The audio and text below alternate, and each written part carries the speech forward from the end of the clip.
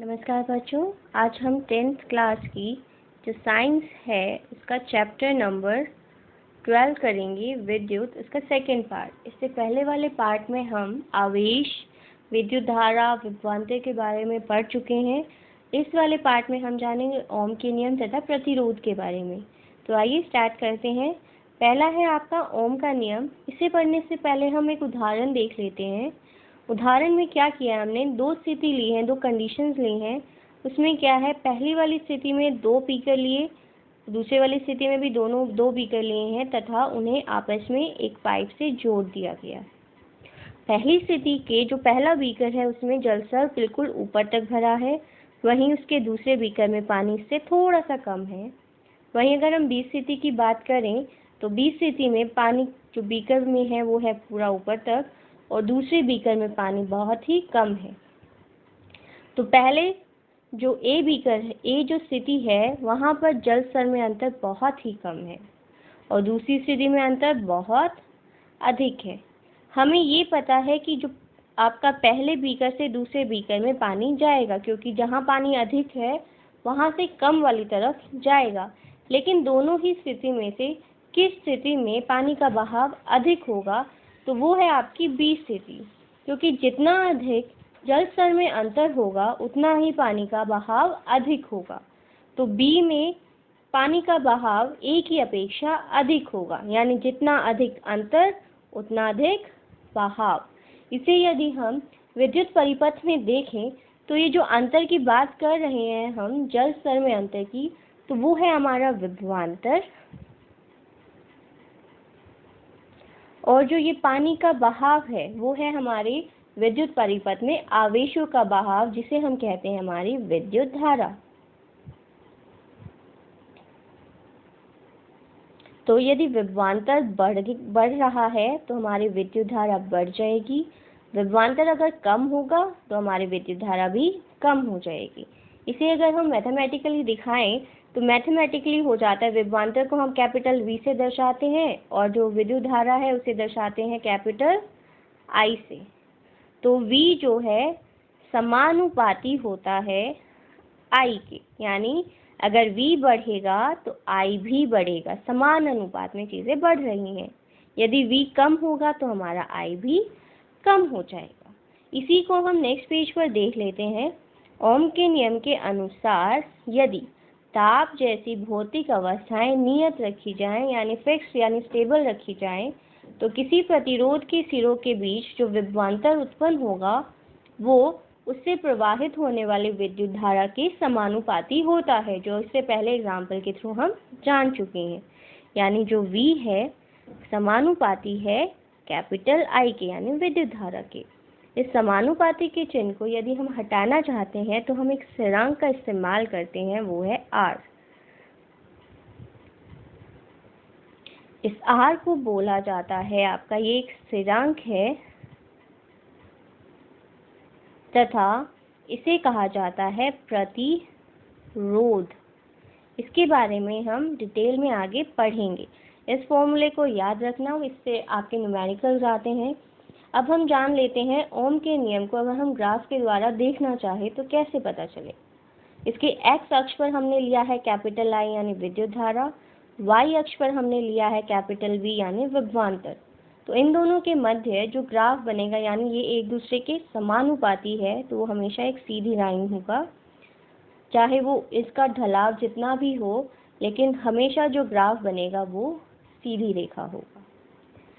आइए अब इसी फॉर्मूले के बेस पर एक क्वेश्चन कर लेते हैं। किसी अज्ञात प्रतिरोधक के सिरों से 12 वोल्ट बैटरी को संयोजित करने पर, यानी हमारा जो विभवांतर है कैपिटल V है वो है 12 वोल्ट। परिपथ में 2.5 मिली एम्पियर विद्युत धारा प्रवाहित होती है, यानी कैपिटल I हमारी है 2.5 मिली एम्पियर।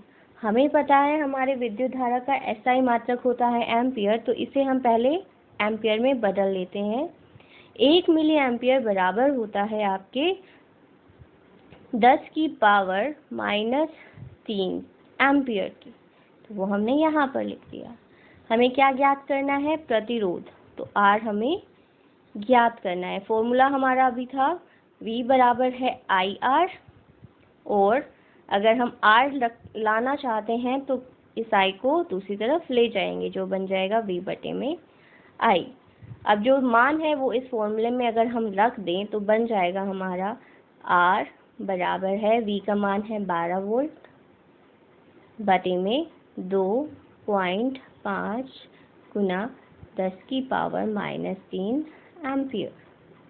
इन्हें खोल लेते हैं, बराबर है 12 बटे में 2.5 है, तो इसका अगर मैं दशमलव हटा दें तो वो ऊपर जाकर गुना में 10, यहाँ 10⁻³ है, यदि इसे ऊपर लेके जाएंगे तो ये प्लस में बन जाएगा, यानी 1000 वोल्ट बटे में A, यानी एम्पियर। 5 से काटें, 5 दूनी 10, 5 5 25 पंजे 25, तो 5 से इसे काटें, ये बन जाएगा आपका 200। क्लियर। नेक्स्ट अगर इन्हें गुना करें, 12 दूनी 24, आंसर आएगा आपका 4800 ओम। ये है आपका आंसर। नेक्स्ट हम जान लेते हैं प्रतिरोध के बारे में, क्योंकि इसके बारे में पढ़े हैं पर इतनी डिटेल में नहीं जान पाए। तो प्रतिरोध क्या है? चालक का यह एक गुण है जो विद्युत धारा के प्रवाह में बाधा या रुकावट उत्पन्न करता है। तो किसी चालक का वो गुण जो विद्युत धारा के प्रवाह को रोक दे या उसमें रुकावट उत्पन्न करे, उस गुण को कहते हैं आपका प्रतिरोध। जो हमने देखा था V बराबर है IR, और जो R है वही था आपका प्रतिरोध, बराबर है V बटे में कैपिटल I। V यानी विभवांतर को दर्शाया जाता है कैपिटल V वोल्ट से, और जो आपका R है यानी विद्युत धारा का जो SI मात्रक है वो है एम्पियर। इन दोनों को एक चिन्ह के द्वारा दर्शाया जाता है, वोल्ट पर एमीटर होता है आपका ओम। ये है ओम, यानी प्रतिरोध का जो चिन्ह SI मात्रक है वो है ओम। प्रतिरोध का SI मात्रक होता है ओम, जिसे इसके द्वारा दर्शाया जाता है। नेक्स्ट आता है आपका परिवर्ती प्रतिरोध या धारा नियंत्रक। धारा को नियंत्रित करने वाला क्या है? धारा नियंत्रक, यानी एक ऐसा अवयव है जो किसी परिपथ में विद्युत धारा को कंट्रोल करके रखता है, नियंत्रित में रखता है। किसी स्रोत की वोल्टता में परिवर्तन किए बिना, यानी हम वोल्ट को चेंज नहीं कर रहे हैं, फिर भी हम चाहते हैं हमारे परिपथ में विद्युत धारा कम ज़्यादा होती रहे, यानी हमारे कंट्रोल में सब कुछ हो, तो एक अवयव का इस्तेमाल किया जाता है, विद्युत अवयव का, जिसे कहते हैं हमारा परिवर्ती प्रतिरोध या धारा नियंत्रक। किसी स्रोत की वोल्टता में परिवर्तन किए बिना परिपथ की विद्युत धारा को नियंत्रित करने के लिए जिस अवयव का इस्तेमाल किया जाता है उसे कहते हैं परिवर्ती प्रतिरोध या धारा नियंत्रक।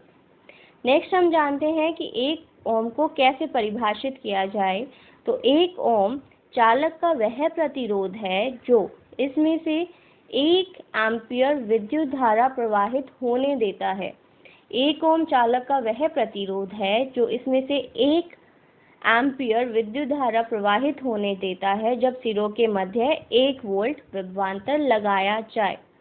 कहते हैं हमारा R जो है वो बराबर होता है V बटे में A, या फिर V बटा I। तो जो V यानी आपका विभवांतर अगर मैं 1 वोल्ट रखूं और हमारा जो I यानी विद्युत धारा 1 एम्पियर हो, तो जो प्रतिरोध उत्पन्न होगा वो होगा 1 ओम का। नेक्स्ट, किसी चालक का प्रतिरोध किन किन कारकों पर या किन किन चीज़ों पर निर्भर करता है। तो सबसे पहले किसी भी चालक का प्रतिरोध निर्भर करता है उस चालक की लंबाई पर। जितना ज़्यादा लंबा चालक होगा उतना ही ज़्यादा वो प्रतिरोध उत्पन्न करेगा, यानी चालक का प्रतिरोध चालक की लंबाई के समानुपाती होता है। यदि चालक की लंबाई बढ़ जाएगी तो उसका प्रतिरोध भी बढ़ेगा, यानी कैपिटल R समानुपाती है L यानी कि चालक की लंबाई के। दूसरा है आपका अनुप्रस्थ काट का क्षेत्रफल। तो चालक का जो अनुप्रस्थ काट है उसके क्षेत्रफल के व्युत्क्रमानुपाती होता है चालक का प्रतिरोध। तो चालक का प्रतिरोध चालक की अनुप्रस्थ काट के क्षेत्रफल के व्युत्क्रमानुपाती, व्युत्क्रम में यानी अगर एक बढ़े तो दूसरा कम हो जाए, एक कम हो तो दूसरा बढ़ जाए, उसे कहा जाता है व्युत्क्रमानुपाती होना। अगर ये एक चालक है, एक तार है धातु की, अगर हम इधर से देखें तो ये वाला जो गोल है इसे कहा जाता है अनुप्रस्थ काट, और इसका जो क्षेत्रफल है इस गोल का, इस घेरे का, इसे कहा जाता है अनुप्रस्थ काट का क्षेत्रफल। यदि ये क्षेत्रफल बढ़ेगा तो आपके चालक का प्रतिरोध कम हो जाता है, यानी आपका जो प्रतिरोध है वो व्युत्क्रमानुपाती होना, यानी उल्टा 1/2 एरिया यानी क्षेत्रफल जो है आपका, उसको हम दर्शा दिया ए से। तीसरी किस चीज पर निर्भर करता है, वो है चालक की प्रकृति, कि चालक किस चीज से बना है, चालक कौन सी धातु से बना है, अधातु से बना है, उस पर भी प्रतिरोध निर्भर करता है। ये है आपका एक चालक जिसकी ये वाली है इसकी लेंथ यानी कि इसकी लंबाई, और ये है उसका अनुप्रस्थ काट यानी कि कैपिटल ए। हमने देखा जो हमारा प्रतिरोध है वो समानुपाती है चालक की लंबाई के, यानी अगर लंबाई बढ़ेगी तो आपका प्रतिरोध भी बढ़ेगा, और अगर लंबाई कम होगी तो प्रतिरोध कम हो जाएगा। दूसरा, ये निर्भर कर रहा है आपके व्युत्क्रमानुपाती है अनुप्रस्थ काट के क्षेत्रफल के, यानी 1/A के।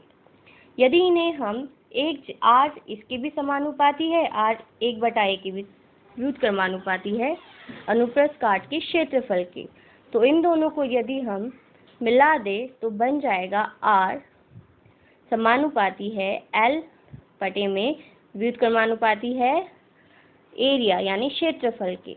इस चिन्ह को अगर हम हटाएं तो ये बन जाता है r बराबर है रो l/A।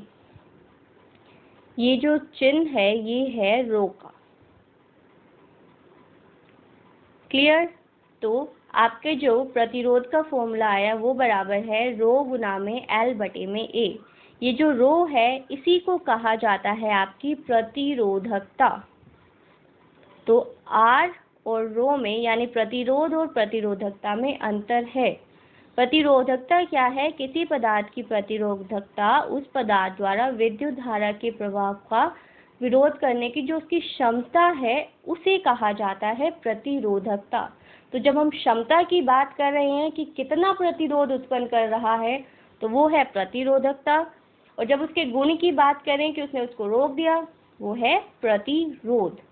अब अगर प्रतिरोधकता की SI मात्रक की बात करें तो यहाँ पर इन सभी के मान रख दें तो रो बन जाएगा हमारा, बाकी चीज़ें उधर ले जाने पे RA/में L। R यानी प्रतिरोध का SI मात्रक होता है हमारा ओम, A यानी आपका क्षेत्रफल है, अनुप्रस्थ काट है तो वो होता है R²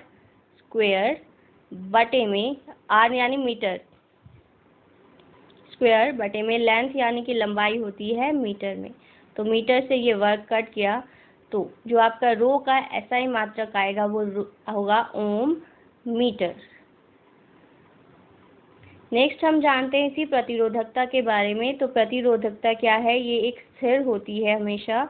धातु तथा मिश्र धातुओं की प्रतिरोधकता होती है 10⁻⁻8 से 10⁻⁻6 ओम मीटर के मध्य, यानी इनकी जो प्रतिरोधकता बहुत कम है, यानी वो अपने में से विद्युत धारा को बहने देगी, वो उसका विरोध कम करेंगी। तभी धातु जो है विद्युत के सुचालक हैं, क्योंकि वो प्रतिरोध कम कर रही हैं, विरोध कम कर रही हैं, तो विद्युत धारा उनमें से आसानी से बह जाएगी। वहीं अगर हम अधातु की प्रतिरोधकता की बात करें तो वो बहुत ज़्यादा प्रतिरोध उत्पन्न करती हैं, जिसके कारण उनमें से विद्युत धारा नहीं बह पाती। तो अधातु की प्रतिरोधकता होती है 10⁻12 से 10⁻17 ओम मीटर। कॉपर तथा एल्यूमिनियम का इस्तेमाल विद्युत संचार में इसलिए किया जाता है क्योंकि इनकी प्रतिरोधकता कम होती है। तो क्वेश्चन जो आपका आता है कि कॉपर और एल्यूमिनियम का इस्तेमाल क्यों करते हैं हमारे संचार यंत्र में, तो इसलिए करते हैं हमें चाहिए कि हमारी उस तार में से जो विद्युत है वो बहुत दूर तक जाए, उसमें प्रतिरोध कम उत्पन्न हो, तो हम ऐसी ही चीज़ का इस्तेमाल करेंगे ना जो विद्युत के चालक होंगे। इसलिए कॉपर और एल्युमिनियम का इस्तेमाल विद्युत संचार यंत्र में किया जाता है क्योंकि इनकी प्रतिरोधकता बहुत कम होती है। वहीं अगर हम मिश्र धातुओं की बात करें तो तापन युक्तियाँ जैसे कि है आपकी प्रेस, हीटर, इनमें की जाती है क्योंकि इनकी जो प्रतिरोधकता है वो ज़्यादा होती है बजाय धातु के, और ये आसानी से पिघलते नहीं हैं। यदि वो गर्म हो जाएंगे तो वो पिघल जाएंगी, तो हमारी वो युक्ति, वो चीज़ काम नहीं करेगी। तो जो आपके मिश्र धातु हैं उनकी प्रतिरोधकता तो ज़्यादा होती है, साथ ही वो आसानी से पिघलते नहीं हैं। नेक्स्ट क्वेश्चन है आपका कि प्रतिरोधक क्या होता है। तो एक ऐसा विद्युत अवयव जो विद्युत धारा को नियंत्रित कर सके, एक ऐसा अवयव जो विद्युत धारा को नियंत्रित कर सके उसे कहा जाता है प्रतिरोधक। हमारे आसपास के जितने भी विद्युत यंत्र हैं, जैसे कि हमारा पंखा है, हमारी हीटर है, ओवन है, इन सभी में प्रतिरोधकों का इस्तेमाल किया जाता है। आपने 3 शब्द जाने हैं, एक बार उसे रिवाइज कर लो। प्रतिरोध, प्रतिरोधकता, तीसरा है प्रतिरोधक। एक बार इनमें अंतर ध्यान से देख लो। प्रतिरोध ये किसी भी चालक का सिर्फ गुण है कि वो रोक सकता है, नहीं रोक सकता, तो ये केवल गुण है जिसका SI मात्रक होता है ओम। नेक्स्ट आपकी प्रतिरोधकता। प्रतिरोधकता ये किसी भी चालक की क्षमता को दर्शाता है कि वो कितना प्रतिरोध उत्पन्न कर सकता है। तो प्रतिरोधकता, इसका जो SI मात्रक है वो ओम मीटर है। प्रतिरोधक एक अवयव है, विद्युत अवयव एक चीज़ है जिसके द्वारा हम प्रतिरोध को उत्पन्न कर सकते हैं, तो ये आपका एक अवयव है। प्रतिरोध को हम कैपिटल R से दर्शाते हैं, प्रतिरोधकता को हम दर्शाते हैं रो से। जो हमारा प्रतिरोध है वो निर्भर करता है 3 चीज़ों पर। वो है, एक तो है चालक की लंबाई, चालक की लंबाई पर निर्भर करता है, उसकी अनुप्रस्थ काट पर के क्षेत्रफल पर निर्भर करता है, और तीसरा वो निर्भर करता है किसी भी चालक की प्रकृति पर कि वो किस पदार्थ का बना है। वहीं अगर हम प्रतिरोधकता की बात करें तो प्रतिरोधकता सिर्फ 2 चीज़ों पर निर्भर करती हैं। पहला तो है तापमान यानी ताप, और दूसरा है पदार्थ की प्रकृति। इन 2 पर ही आपकी प्रतिरोधकता निर्भर करती है। और प्रतिरोधक एक अवयव है, एक चीज़ है जिसके द्वारा हम विद्युत धारा को नियंत्रित कर सकते हैं। आई होप आपको यहाँ तक का जो चैप्टर है वो कंप्लीट समझ में आ गया होगा। इससे नेक्स्ट वीडियो में हम जानेंगे श्रेणी क्रम में कैसे प्रतिरोधकों को संयोजित किया जाता है और पार्श्व क्रम में कैसे किया जाता है। Thank you.